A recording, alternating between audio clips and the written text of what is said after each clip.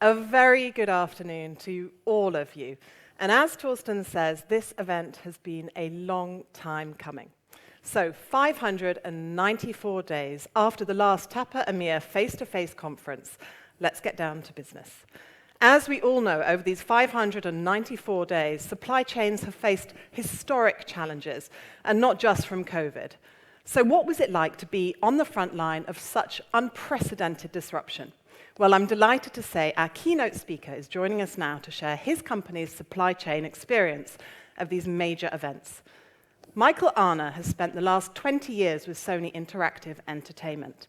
And today, as Global Director of Logistics and a member of the company's global supply chain leadership team, he's responsible for all PlayStation products moving globally.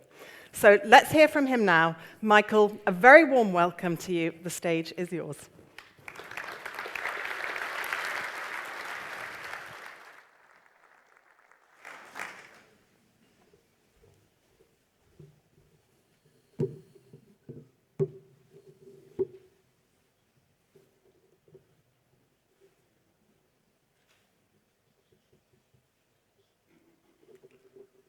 Good afternoon, everybody. It's a great pleasure to be back.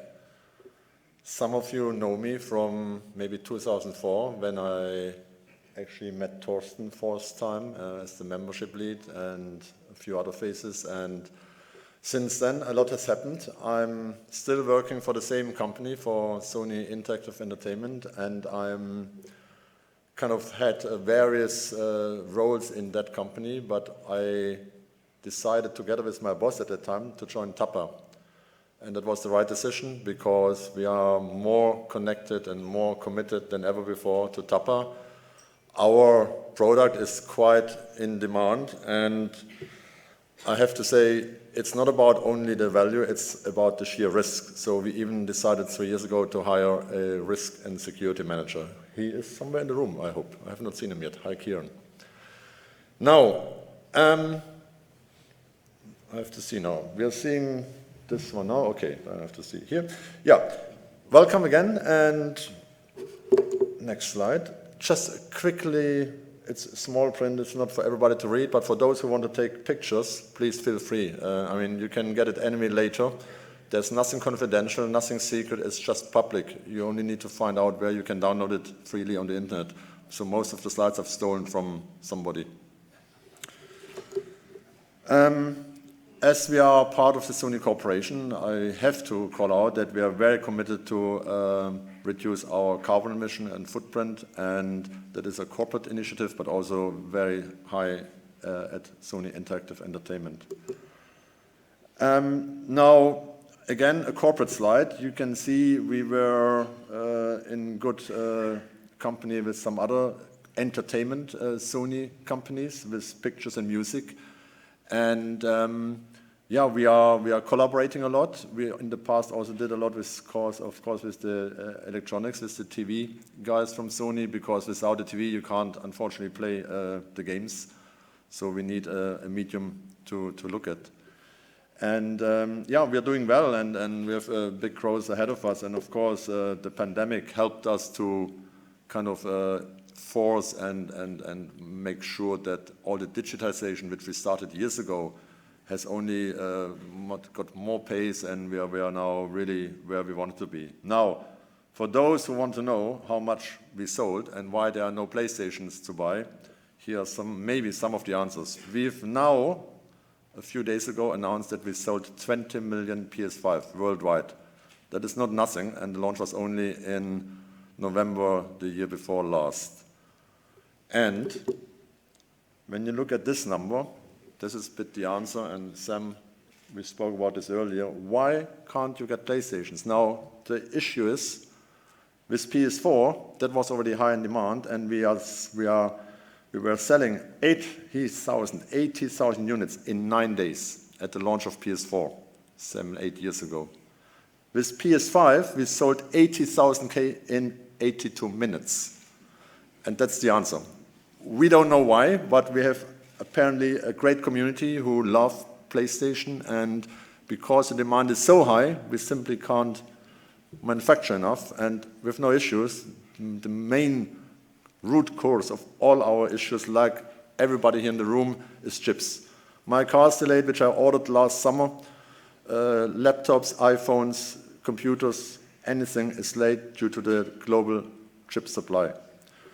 Now we've been hit now by the Shanghai lockdown, but only a little bit on parts supply, and we will catch up in a few months and are back on whatever the production can be, depending on the chips to come in.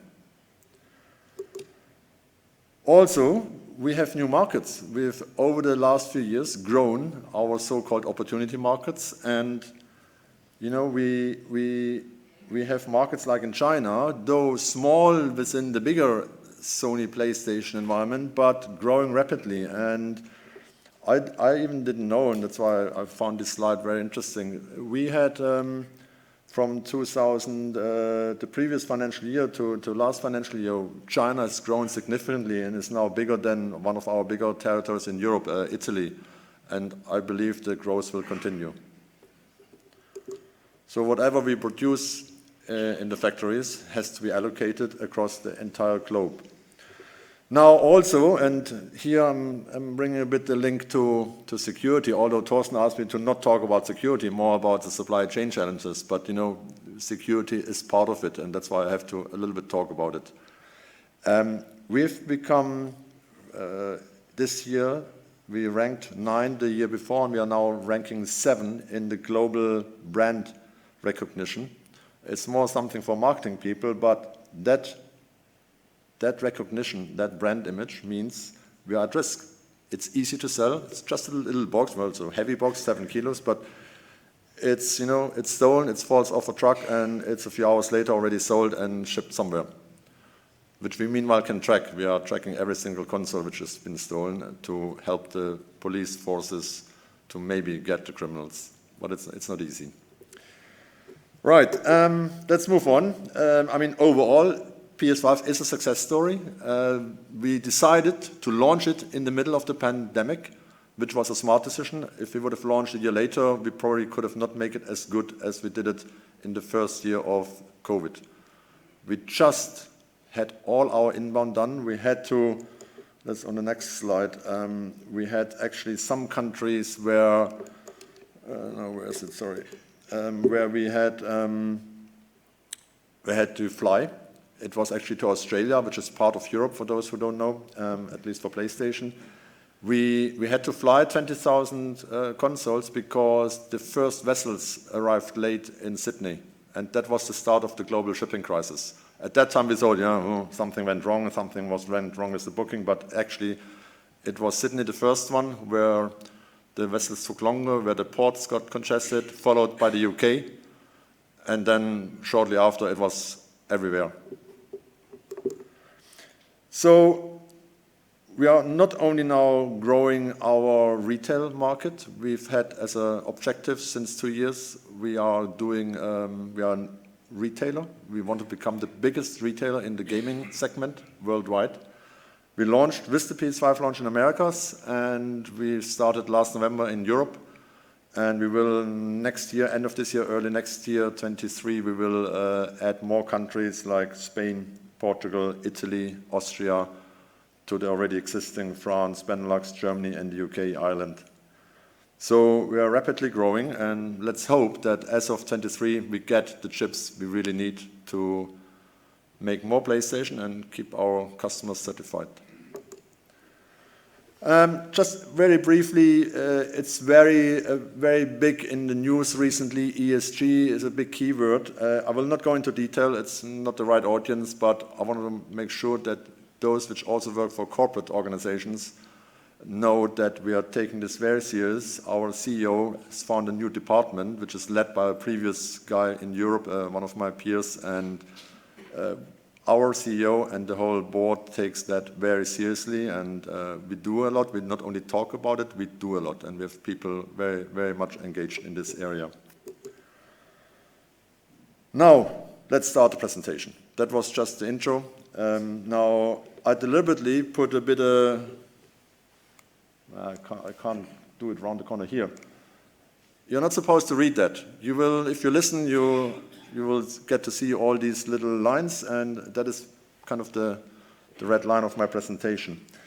Now, we had, of course, a lot of challenges. We had the Ever Given, we had COVID, we had strikes, we had storms, we have the chip supply issues. We are still in the middle of it. I mean, for those who think it's over, I can tell you it's not.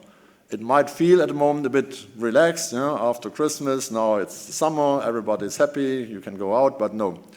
The crisis is still there. Rotterdam is one of the most congested ports in the world, doing worse than most of the other ports at the moment. So, who actually caused the global crisis? And we thought about this a lot. I mean, it was not the Ever Given. That was just an excuse made by the industry to finally have somebody to blame for. And I've been asked by our management, okay, the Ever Given has been released. Okay, Michael, 2 weeks, 3 weeks later, we should be back to normal. And I told them, no, there will be knock-on effect. And unfortunately, I was right. We had then these play-at-home initiatives, so we were benefiting from the pandemic. But at the same time, the supply issues got worse and worse. And also, I have to say, at the same time, my work became a bit easier, because before we were looking after hours and making sure we get the containers in, just hourly management, daily management with the warehouses, what can we get in quicker, just to produce more and to make the retailers happy, to support the Media Markt campaign, to support Amazon, whatever they had. And in these days, I'm telling them plus minus 2 weeks. That's the best we can predict. And so, as I said already earlier, we were just lucky to launch the PS5 without issues. Only in Australia we had to airlift a little bit. And we launched, and it was a big launch. Some of you may have seen these global monuments, and I'm proud to say we launched with 0 losses. We have sometimes losses, don't get me wrong, it's not that we have nothing, but the launch we did with 0 losses. And those which were played online earlier were actually journalists or some giveaways from our president, some celebrities, some influencers who already played it earlier than they should have. And we had Brexit. That was quite a headache. Luckily, the Brits and the EU were debating that so long that, we had enough time to prepare. I mean, we had, of course, a huge team with lawyers and every department supporting it, but luckily we had enough time to support, so we were prepared. However, the rest of the world was not necessarily prepared. So we started well. We had already our first trucks, I remember, on the 2nd of January from Europe to the UK, because we had some stock discrepancies which we had to solve. And of course, we were constantly shipping back and forward. But at one point, the forwarders like Schenker, Kühn-Nagel, others, they stopped because they said, well, it's so difficult with the paperwork, and so many other shippers don't know what to do, and they had wrong paperwork, so everything came to a standstill. And we then also suffered indirectly. So we had to actually persuade one of our big forwarders to actually accept our Incoterms and not the ones they wanted to do, and to tell them, hey, there's nothing wrong on our side. We exactly understand Brexit, and we are fully aware of what paperwork we have to issue. We have also lithium batteries on top, but we know what we do. But meanwhile, I have to say, Brexit is not on the radar anymore. We have still shipments going back and forth. We have laptops. I've got a new company phone a while ago, and that had to come from London to be shipped to the Netherlands, which is a bit of a challenge, but it works. We know what we do. But nobody is really bothered about Brexit anymore. I'm personally feeling a bit sorry for my colleagues. You have empty shelves, you have not enough truck drivers, which costs me a lot of money because we can't find trucks to move the product to the warehouse. We can't. Sometimes the terminals are full, and we have to move the containers somewhere else, which again takes more capacity out of the market. So it's the total system is sick. But Brexit overall is not a big topic anymore in our company. We're used to it, and we just deal with it. And of course, since the Russia-Ukraine war, we have definitely bigger issues in the world than to worry about Brexit. Yeah, I mentioned already earlier the Ever Given. I mean, I save you the details. You all know it. It was big in the press, on the public primetime news. And of course, initially I've got asked, yeah, where's the new PS5 production? Because it was just after the PS5 launch where we had a bit air support. And I said, well, they're luckily not on the Ever Given. We had only 3 containers, and all the new production was before the Suez Canal. So some of our production was diverted via Africa. Others were just queuing and waiting until the Suez Canal was free again. So nothing we could do. Everybody understood. It was just waiting, being patient until the boats arrived in Rotterdam. And we knew they all arrived then at the same time, and there will be then again delays. So we just had to be patient and update our sales people and our retailers just about any new facts. And as I said, then it started really clogging up. Everywhere it got delayed. We had distributors who were complaining, oh, we don't get our goods and we need air freight. I said, no, forget it. We're not flying anything. Everybody has the same issues. Everybody has a longer lead time. And now, a year, 1.5 years later, everybody's used to it and accepts the longer lead times. Yeah, I was personally hit in Yantian when the port there closed. We had a project which is more one-off where we ship figurines, and here we had a manufacturer who had to continue manufacturing. They had no space, and we were sitting there, no containers, and kind of rates in the market, spot market rates climbing up from 10,000 to 12, 15, 18, 20,000. Basically every week, $2,000 to $3,000 more. That was quite tough to also explain to our finance and senior management, why we are suddenly in this project making a loss. But at the end, they understood, and we did. And for the second one, we had some countermeasures and could kind of reduce the pain a little bit. Yeah, and last sentence explains it. All we know is nothing concrete, and the whole life has become very unpredictable. But I see people get used to it. Not everybody, but they understand, and we are adjusting now into what is the life after the pandemic and after this situation we are all living within. Here, nothing to read. You can look at this later or download this container report. Now, the worst ports in the world are apparently those which we are using. So whether it's Rotterdam or LA or Felixstowe or Prince Rupert, all the bad ports are the ports we use. So it's probably nothing we can do, but I'm not giving up. I'm initiated a few things in Rotterdam, talking with the industry. Now, unfortunately, we are too small. The few containers we have every year with PlayStation is not big enough that anybody would listen to me. So I'm trying to, if anybody's in the room who wants to join me, I'm trying to get a bit, stitch up some people in Rotterdam and maybe have a plan how we can resolve the kind of house-made Rotterdam issues at the port of Rotterdam. I mean, there's something we could do here on a global basis. Only the Americans can help by actually buying less and invest money in their ports and in their hinterland infrastructure. Otherwise, we will continue having issues with empty containers not being loaded again and waiting times at ports.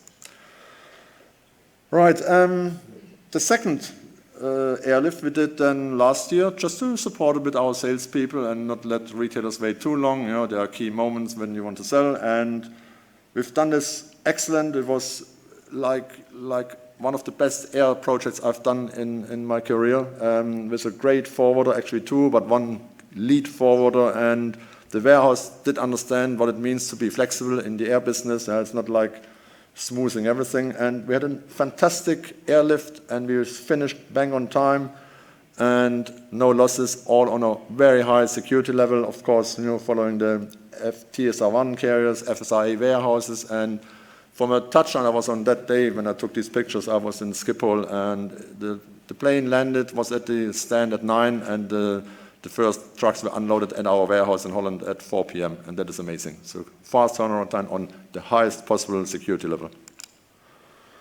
And of course, we tried the rail. Sneaky, we thought we can cut some lead time, and we, of course, at a cost, 4 times higher cost, but cutting some lead time. Yeah, if we only would have known that at the end, it took almost twice as long than by sea. There was, of course, some issues at the border to Kazakhstan. There were at 1,700 containers stuck, not moving back and forward, and then the Chinese government stopped any train leaving the terminals. Then everybody had the idea, let's go the Kaliningrad route. There is space. yay, done. I've already said, are you sure it works? Yes, yes. 2 weeks later, emergency call, we have not enough vessels leaving Kaliningrad, so all the containers are now piling up in Kaliningrad. If we would go there today, I would anyway query, because Kaliningrad, as you know, is in Poland, but part of Russia. So those things have also changed now with the war. So yeah, at the end, it costs only a lot more money, almost as expensive as the spot market rates in the sea market, and the lead times were up to, and I'll show you here, I have a few graphs from our own Click analytics tool. At the end, we had, let's see, we had lead times of 85 days just before Christmas, and we had the last container in just lucky, sweating really, just on the 17th, 18th of December, the last container, which took 85 days, came in. So we don't know if we soon again use the rail freight. I'm getting already a lot of offers. Yeah, we have lead times now of 25 days and it works and it's not as expensive anymore, but I'm careful and we're waiting what we do. We're not sure yet. At the moment we do everything by sea and then some tactical movements we do depending on the supply situation, ship situation, and then we'll decide if we top it up with rail, with air, or just leave it by sea and wait. Also here, a bit more analytics. We have kind of the pandemic and this unknown, unsure situation forced us to kind of look into the data, which we did not before. We only looked at the as is and what is now available and how can we move it forward. But we tried to understand also the pattern. And here I could show that we have an average, the average increased, lead time increased by 10 days only, so from 35 average to 46, but the volatility is so big. So we have still vessels who make it in 30 days, but we have also vessels which make it in 60 days. The problem is I can't predict in advance which one takes how long. I mean, there is some trends depending on the carrier, depending on the terminals they use. But we have even from Rotterdam to the warehouse now, where we used to have 2-3 days, maybe max 4 days lead time, we have now anything between 5 and 25. And you never know, depending on what is how high is the temperature cooking it in Rotterdam port, and whether barges get accepted or not, and whether they take empty containers with. I know from our barge operator they had numerous containers, export containers, which they brought with the barge to Rotterdam. They wanted to then pick up our containers to bring them back. They couldn't because the export containers weren't accepted. The vessel owners just said, oh, okay, we spent already 3 days in Rotterdam, we cannot spend another day to load export containers, so see you next time, thank you.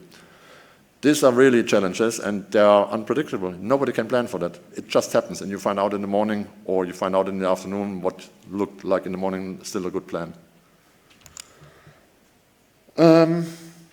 We also did then some predictive analytics, which is difficult at the moment, but we had with our own data and of course, some detailed knowledge, we did a bit some prediction for the supply planners. Now I can't show you this data, they are obviously confidential, but it's not more than a little kind of pivot table, but using the data from the various systems which we bring together, so the supply chain system with the port system from the barge forwarder, with Kühne-Nagel, our lead forwarder, we get their data, which they do. They monitor containers closer 10 days before the arrival of a vessel. And we bring this all in one database and can now visualize or predict a little bit better than before what could be the ETA of our cargo. Here again, it's just the proof that the lead times from Rotterdam are average 10 days, but the last 12 weeks actually were good.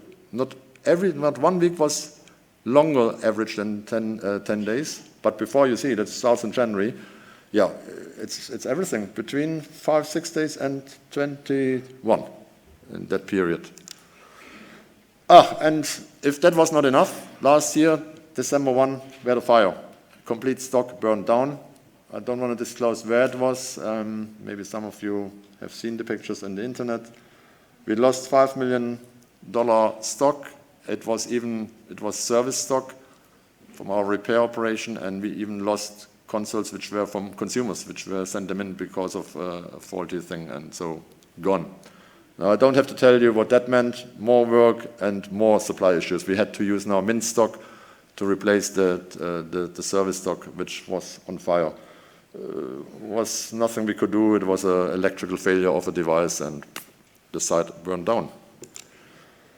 And the team is still suffering from it. They had to find within weeks a backup warehouse and a backup operation, had to get parts from other parts of the world to that site or to the backup location to start at least treating, servicing consumers which had consoles which failed.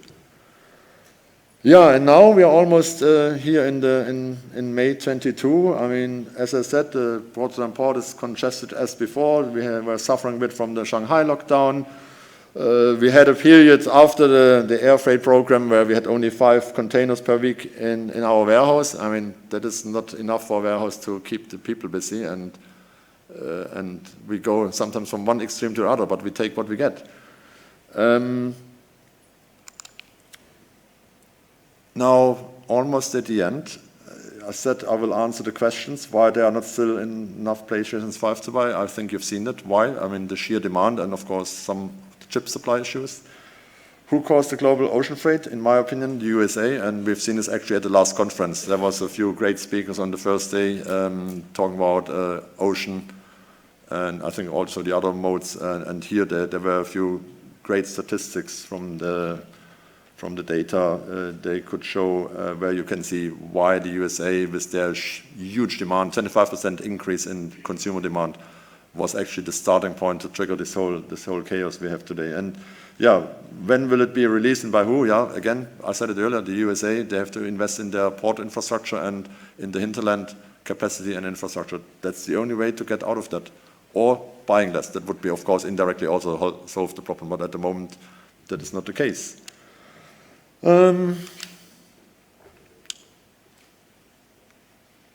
That's about it. Any questions? Michael.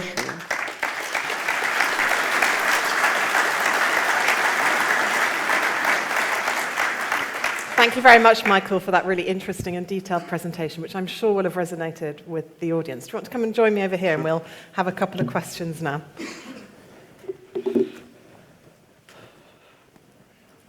Anywhere you feel comfortable. Let me give you one of these, though. Here you go. There we go. So I have a couple of questions, and then we'll open it up to the audience if anyone has some that they'd also like to answer. I'll give you a chance to grab a glass of water first.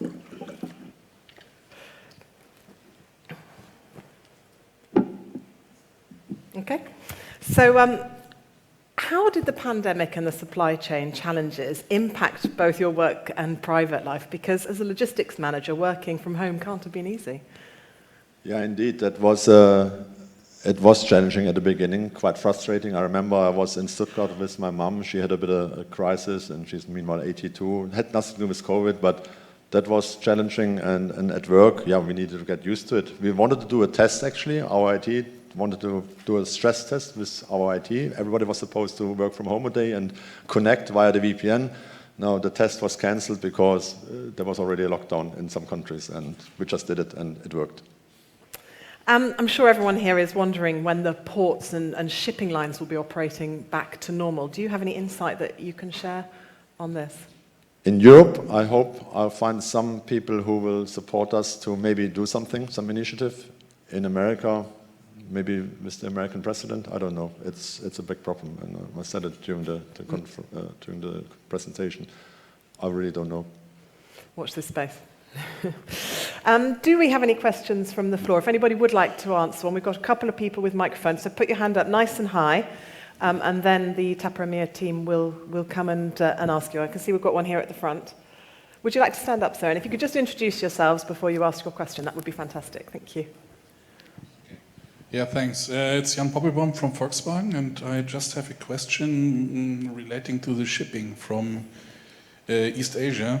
We had the same challenge, and we decided to use the trucking service. You only mentioned sea, rail, and air freight. Did you also consider trucking, or was this also a question for some reason? Yeah, thanks for this, Jan. I was thinking about it, and I saw some people offering it. At that time, it was not an option. I need to convince my security manager that it maybe is an option in future, and I'm working with somebody on some details, but I can't tell more today. But yes, I'm aware of it, and I would like to try it, but a bit concerned about the overall security and the risk on this route. And we would have to go through countries which are really war zones already before the Ukraine war. We believe that as... Yeah, it's okay. We can hear you. Yeah? Yeah, Okay. that's great. We believe this as well, but in fact they are using a route via Kazakhstan and then ferry to Georgia and Armenia, so avoiding the Iran and avoiding Russia altogether. So we were positively surprised by the services they were offering. Yeah, it would be a pleasure we have a catch-up later, and maybe we can accelerate it a little bit. Michael, I'm sure you'll be around in the break later if people want to come and have a chat. Do we have any other questions? I can't see if anyone's got their hands up. No? Well, I'll ask a couple more. Oh, here on the front row. Mirko. Here's Mirko here. Thank you. It's on, Mirko. Mirko Wojcik from Everstream Analytics. Question for Michael on the semiconductor shortage. We've seen in, I think, the last couple of days that some automotive manufacturers were announcing that the chip shortage is somewhat easing in some parts of their business, truck manufacturing. Are you seeing the same thing, or are you still, more or less pessimistic and it could continue into 23? I mean, I can only tell you the official talk of Sony. Our president said, as of 23, the chip supply will be over, or it will significantly improve. When you ask me personally and some of my colleagues, we don't believe it yet. Any more questions from the floor? Yes, at the back. There. Right in the back in the far corner. Anyone over this side? No. If we don't see you, do just jump up so we make sure I don't want to miss anybody if they've got a question they'd like to ask. Hi, I'm Tomislav Bagaric from Manchpet, Croatia. I just wanted to ask, did you consider for your containers moving them through Adriatic ports? Because in the past 3 years, Adriatic's been a huge point of investments for new ports opening. And we see recently that, for instance, Samsung is moving a huge amount of their goods through Port Rijeka and through Port Koper. Rijeka is just from, I think, January 1st, 2024, they're opening a new container terminal with 1 million TEUs capacity. Thank you. Yeah, very good question. And actually, I have to think back a couple of years. We are using copper, by the way, for export. It's not as easy to answer. Our volume is not as big as you think. Samsung is way bigger, and they must look for alternative inbound flows. Now, I would consider looking at that. Of course, we have the challenge then from these ports. We have then quite a long road network, so to truck containers, which is actually not an option. A container is by default not secure, and you can't make them secure. You can throw devices inside, security devices, but they're not adding really any value. You then know somebody opened your container, but it's still the goods will be gone. So I mean, because we take security and we have such a high risk, commercial risk, more than the sheer value of the goods, it would be certainly difficult to justify why we would go via Adriatic ports, but it's not completely out of scope, because looking at Rotterdam, and if there's no light of improvement, then we may have to look into alternatives, and maybe this is what we do now in the US. We were in the US, we had in the past 4 or 5 import ports. Yeah? So the big ones, Los Angeles, Prince Rupert, Savannah, and the other one. And we are this year, in order to get the capacity which we need, and which is not much more than last year, only in the last quarter when the chips go up, we have now 15 ports we have to use in order to get the capacity from the shipping lines. And that means 15 times we have to now find a secure route, and in one case we will cross-dock the goods. We will not transport the containers.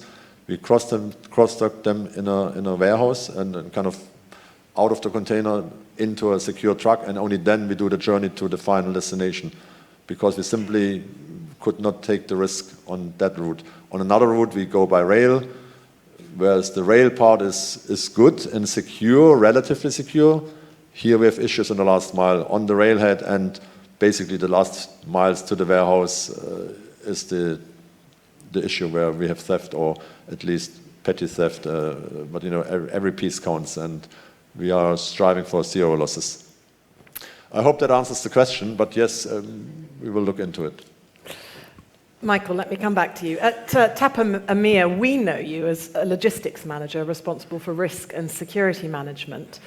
Now you have a global role. Are you still involved in security? What a question. Yes, of course. I mean, we had 4 years ago, we had no security manager.